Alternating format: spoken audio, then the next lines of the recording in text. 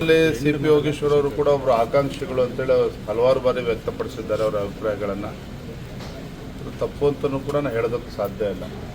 ಅವರು ಕೂಡ ಚನ್ನಪಟ್ಟಣ ವಿಧಾನಸಭಾ ಕ್ಷೇತ್ರದಲ್ಲಿ ಅವ್ರದ್ದೇ ಆದಂಥ ಒಂದು ಹಿಡಿತವನ್ನು ಹಿಡ್ಕೊಂಡಿದ್ದಾರೆ, ಅವ್ರದ್ದೇ ಆದಂಥ ಬೆಂಬಲಿಗರಿದ್ದಾರೆ. ಪಕ್ಷದ ಜೊತೆಗೆ ಅವ್ರದ್ದೇ ಆದಂಥ ಒಂದು ಶಕ್ತಿನೂ ಕೂಡ ಆ ಕ್ಷೇತ್ರದಲ್ಲಿದೆ. ಆದರೆ BJP JDS ಎರಡೂ ಪಕ್ಷಗಳು ಒಟ್ಟಿಗೆ ಹೋಗ್ತಕ್ಕಂಥ ಸಂದರ್ಭದಲ್ಲಿ ಅಲ್ಲಿ JDS ಪಕ್ಷ ಮಾನ್ಯ ಕುಮಾರಸ್ವಾಮಿ ಅವರು ಶಾಸಕರಾಗಿ ಅಲ್ಲಿ ಆಯ್ಕೆ ಆದಂಥ ಸಂದರ್ಭದಲ್ಲಿ ಅಲ್ಲಿ ಯಾರು ಅಭ್ಯರ್ಥಿ ಆಗಬೇಕು, BJP ಮತ್ತು JDS ಎರಡೂ ಪಕ್ಷದ ವರಿಷ್ಠರು ಕೂತು ಚರ್ಚೆ ಮಾಡಿ ಅಂತಿಮ ತೀರ್ಮಾನವನ್ನು ಮಾಡಿ ಇಷ್ಟು ಮಾತ್ರ ಹೇಳ್ತೇನೆ. HD ಕುಮಾರಸ್ವಾಮಿ ಅವರು ಗೆದ್ದಂಥ ಕ್ಷೇತ್ರ ಅದು, JDS ಪಕ್ಷ ಗೆದ್ದಂಥ ಕ್ಷೇತ್ರ. ಹಾಗಾಗಿ ದೆಹಲಿ ಮಟ್ಟದಲ್ಲಿ ಎರಡೂ ಪಕ್ಷದ ವರಿಷ್ಠರು ಕೂತು ಚರ್ಚೆ ಮಾಡಿ ಅಂತಿಮ ನಿರ್ಧಾರವನ್ನು ಕೈಗೊಳ್ತಾರೆ.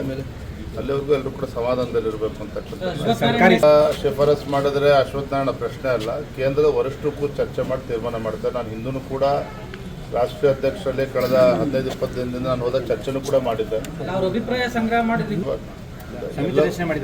ಎಲ್ಲವೂ ಸರಿ, ಅದಕ್ಕೂ ಚರ್ಚೆ ಮಾಡ್ತೇವೆ. ಒಂದು BJP ಮತ್ತು JDS ಎರಡೂ ಪಕ್ಷಗಳು ಲೋಕಸಭಾ ಚುನಾವಣೆಯನ್ನು ಒಟ್ಟಾಗಿ ಎದುರಿಸಿದ್ದೇವೆ. ಈ ಒಂದು ವಿಧಾನಸಭೆ ಉಪಚುನಾವಣೆ ಬರ್ತದಲ್ಲಿ ಯಾರು ಅಭ್ಯರ್ಥಿ ಆಗಬೇಕು ಅಂತಕ್ಕಂಥ ನಿಟ್ಟಿನಲ್ಲಿ ನಾವು ಸಮಿತಿನೂ ಕೂಡ ಮಾಡಿದ್ದು. ಅಶ್ವತ್ಥನಾರಾಯಣ ಕೂಡ ಅಭಿಪ್ರಾಯಗಳನ್ನು ಪಡೆದುಕೊಂಡಿದ್ದಾರೆ. ಅದ್ರ ಬಗ್ಗೆ ಏನೇನು ಸಮಿತಿಯಲ್ಲಿ ವರದಿ ಬಂದಿದೆ ಅದ್ರ ಬಗ್ಗೆ ನನಗೆ ಯಾವುದೇ ರೀತಿಯ ಮಾಹಿತಿ ಇಲ್ಲ. ನಾನು ಕೂಡ ಅಶ್ವತ್ಥನಾರಾಯಣ ಹತ್ರ ಚರ್ಚೆ ಮಾಡ್ತೇನೆ, ವರಿಷ್ಠರ ಗಮನಕ್ಕೂ ಕೂಡ ತರ್ತೇನೆ. ಆಮೇಲೆ ನಾವೇ ಉಚಿತವಾಗಿ ಔಷಧಗಳನ್ನ ಮಾರಾಟ ಕೊಡ್ತೇವೆ, ಅದರ ಅಗತ್ಯ ಇಲ್ಲ ಅನ್ನೋ ಅರ್ಥದಲ್ಲಿ ಹೇಳಿದ್ದಾರೆ. ನೋಡಿ, ರಾಜ್ಯ ಸರ್ಕಾರ ಪ್ರತಿಯೊಂದು ವಿಚಾರದಲ್ಲೂ ಕೂಡ ಸಂಘರ್ಷದ ಹಾದಿಯನ್ನು ತುಳಿತಾ ಇರ್ತಕ್ಕಂಥದ್ದು ದುರಂತ. ನರೇಂದ್ರ ಮೋದಿಜಿಯವರ ಕನಸಿನ ಯೋಜನೆ ಇವತ್ತು ಜನೌಷಧಿ ಕೇಂದ್ರದಿಂದ ಯಾವ ರೀತಿ ಬಡವರಿಗೆ ಇವತ್ತು ಒಳ್ಳೆಯದಾಗ್ತಾ ಇದೆ.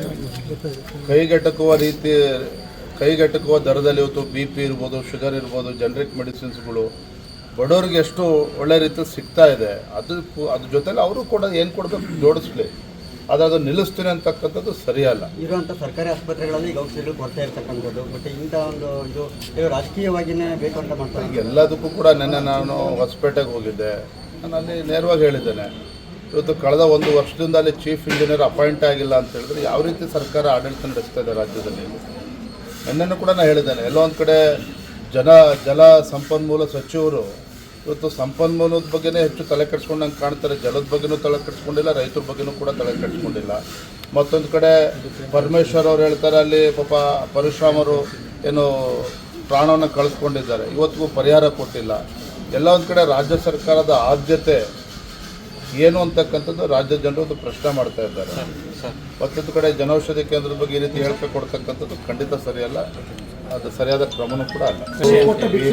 ಅವರು ಕುಂತಲ್ಲಿ ನಿಂತಾರೆ, ಅನೇಕ ವಿಚಾರಗಳನ್ನು ಹೇಳಿದ್ದಾರೆ. ಅವರು ಹಾದಿಯಲ್ಲಿ ಮಾತನಾಡ್ತಾರೆ ಅಂತ ನಂಗೆ ಮಾತಾಡೋದಕ್ಕಾಗೋದಿಲ್ಲ. ನಾನು ಒಬ್ಬ ರಾಜ್ಯದ ಅಧ್ಯಕ್ಷ ಇದ್ದೇನೆ. ಶಿಕಾರಿಪುರ ಕ್ಷೇತ್ರದ ಮತದಾರನಿಗೆ ಆಶೀರ್ವಾದ ಮಾಡಿದ್ದಾರೆ, ನಮ್ಮ ಕಾರ್ಯಕರ್ತರು ಶ್ರಮವನ್ನು ಹಾಕಿದ್ದಾರೆ.